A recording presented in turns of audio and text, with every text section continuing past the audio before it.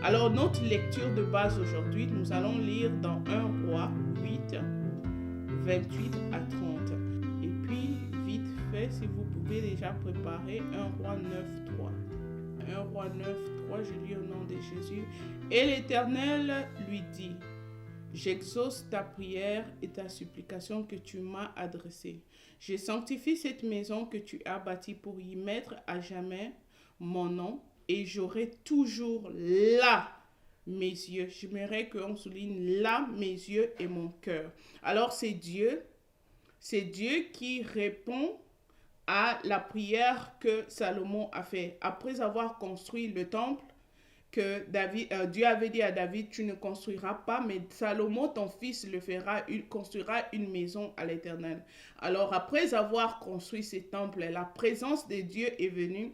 Alors, Salomon, après, était en train de faire cette prière pour dire demander à Dieu, quiconque demanderait que tu exauces, quiconque te demanderait, prierait en ces lieux, que tu puisses exaucer. Et là, ce que je viens de lire, c'est la parole de Dieu disant à Salomon que je serai là, mes yeux seront là, pour affirmer que oui, quiconque priera à ces lieux-là, je serai là.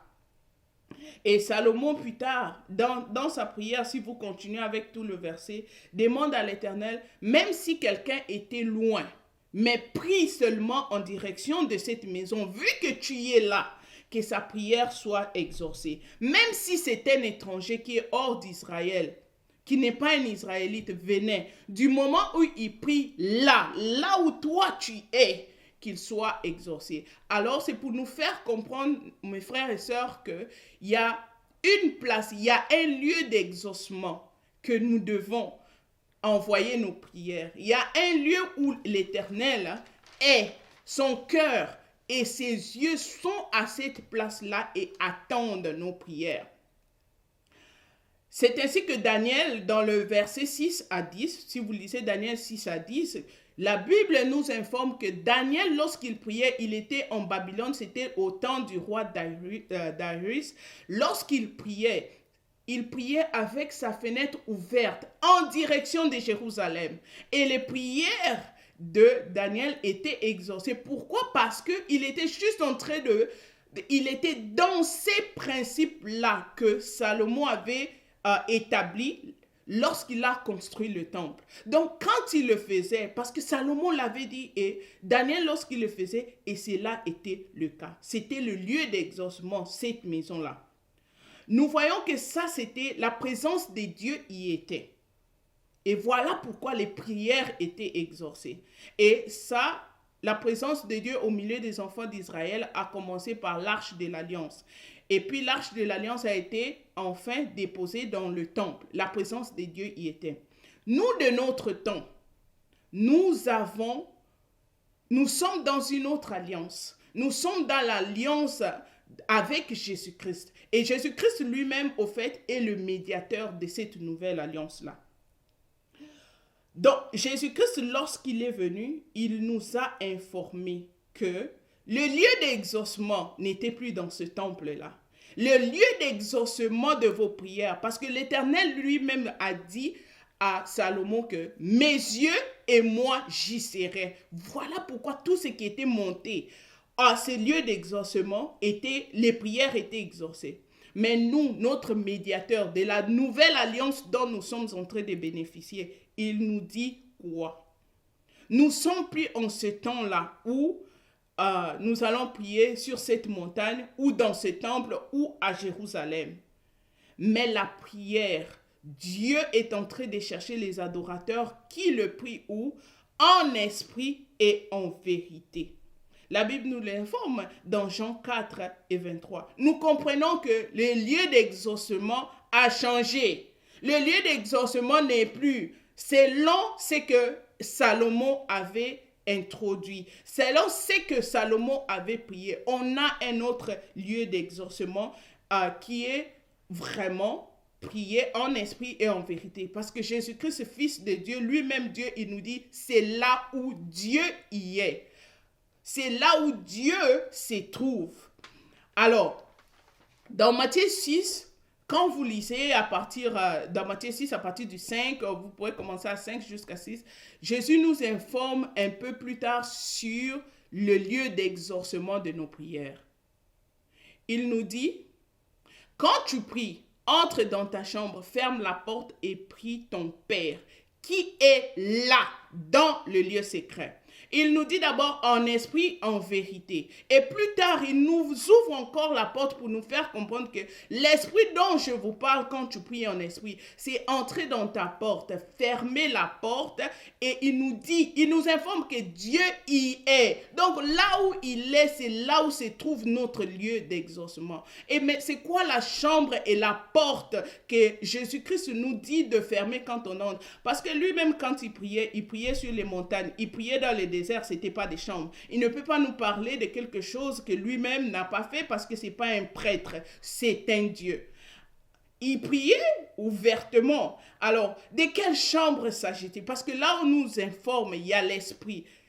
Il y a une chambre. Donc, il est en train de nous faire comprendre, quand tu montes en esprit, cet esprit symbolise comme une chambre dans laquelle tu entres et tu fermes la porte.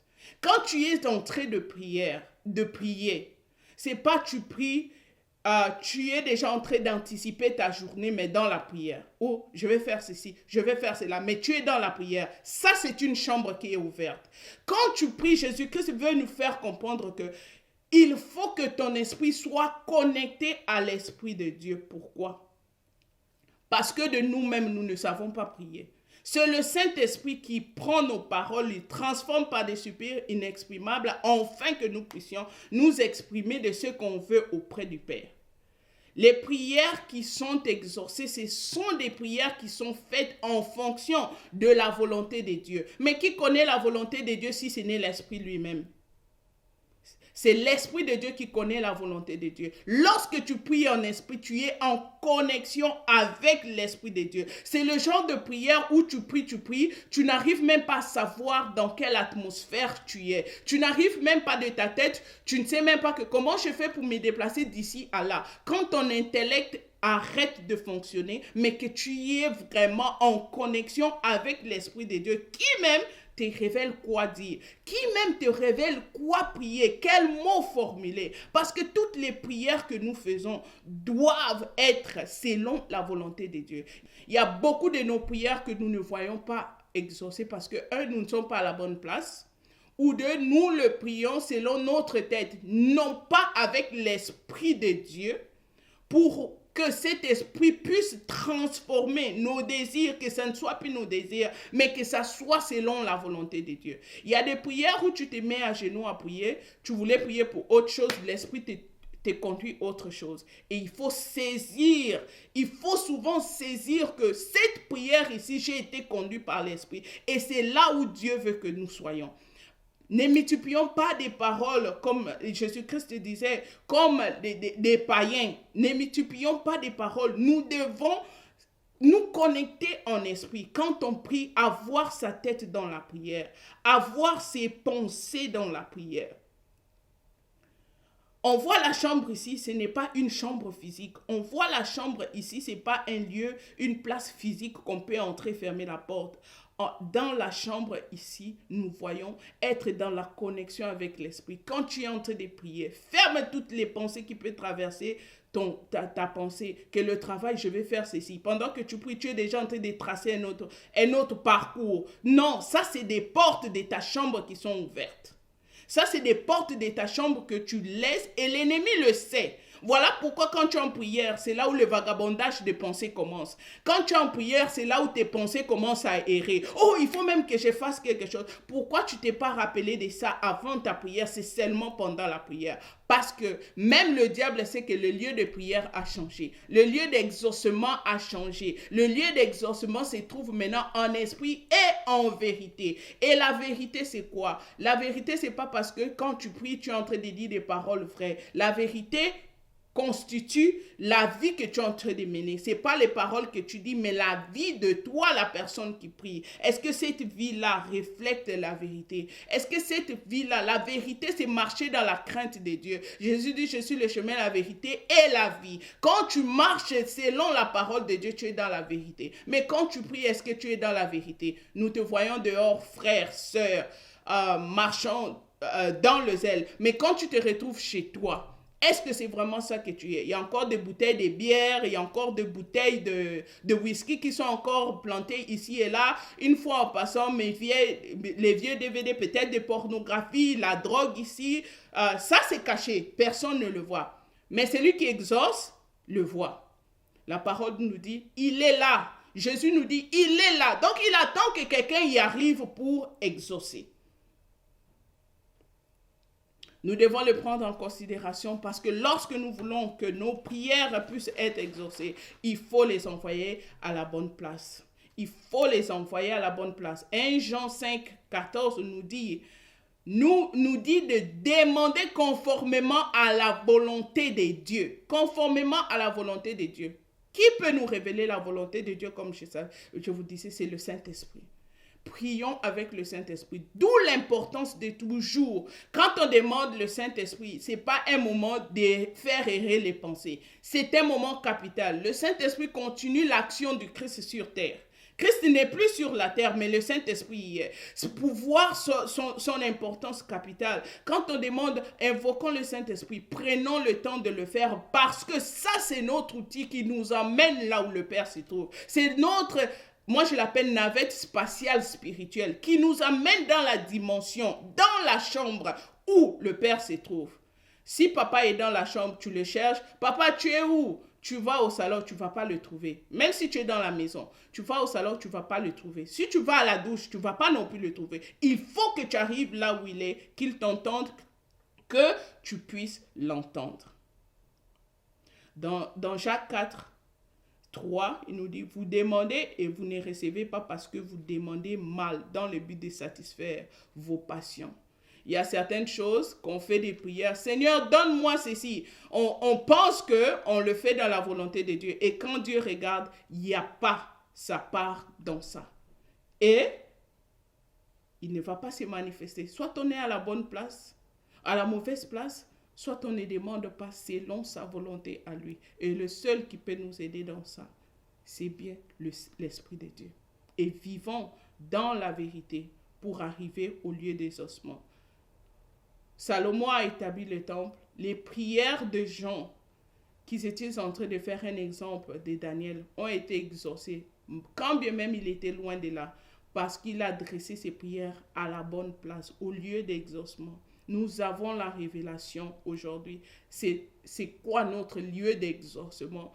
Quant à nous, à le pratiquer. Ce n'est pas facile d'être connecté. Ça demande un exercice. Mais c'est bien de le savoir pour s'exercer. Lorsque tes fenêtres, les portes de ta chambre sont ouvertes, tu peux facilement les fermer pendant que tu es dans la prière. Nous avons notre lieu d'exaucement. À nous de faire notre part. Dieu marche avec les principes et là sont ces principes. Parce que la Bible me dit, c'est là où votre Père est. Il nous ajoute en disant, c'est là où notre Père. Il est notre Père. Il est Dieu, mais notre relation avec lui, c'est une relation de père et enfant. Quand mes enfants m'appellent, ils ne me disent pas nurse Pam, ils m'appellent maman. Mais ils savent que je suis aussi infirmière.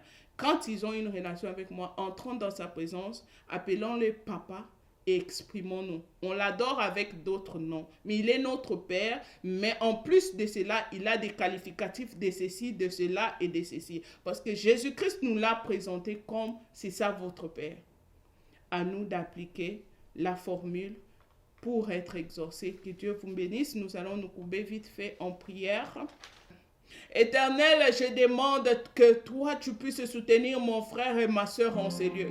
Que tout ce qui est esprit d'errance, que tout ce qui est esprit de vagabondage de pensée dans la prière puisse nous quitter au nom de Jésus. Que tout ce qui nous empêche d'être dans notre lieu d'exaucement, que tout ce qui nous empêche d'atteindre notre lieu d'exaucement puisse tomber au nom de Jésus. Que tout ce qui nous empêche empêche de vivre dans la sincérité, tout ce qui nous empêche de vivre dans la vérité, Seigneur, puisse nous quitter au nom de Jésus. Seigneur, nous voulons te rencontrer au lieu des ossements. Nous voulons vraiment, Seigneur, t'adorer, montrer nos supplications. Oh Seigneur, en esprit et en vérité, nous voulons que la nature de Christ soit manifestée dans nos vies. La nature de Christ qui est vérité soit manifestée dans nos vies. Que nous puissions mettre en pratique ce qui est révélation dans nos vies. Soutiens-nous parce que sans toi nous ne pouvons pas. Soutiens-nous parce que sans toi nous ne pouvons pas atteindre ces lieux. Saint-Esprit le Consolateur, c'est ton temps. C'est ton temps. Viens en œuvre et soutiens-nous. Que nous soyons accrochés à toi. Que nous soyons connectés à toi chaque fois que nous montons nos prières vers le Père. Chaque fois que nous allons dans le lieu secret rencontrer le Père. Saint-Esprit, supporte-nous et marche avec nous au nom puissant de Jésus. Merci. Que tous les Goliaths debout au-devant de nous puissent tomber au nom de Jésus. Que tout ce que nous ferons soit réussite pendant cette journée au nom de Jésus. Et je m'adresse à cette journée, tu as les oreilles, tu m'entends. En toi ne sortira aucun fléau qui va affliger les enfants de Dieu. Au nom de Jésus, je te le commande. Laisse que cette journée soit bénédiction pour tout un chacun. Que nous puissions en jouir parce que c'est une journée créée par notre Papa. C'est dans le précieux et glorieux nom de notre Seigneur Jésus-Christ, notre Seigneur et Sauveur, que nous avons ainsi prié. Amen. Que Dieu vous bénisse en excès.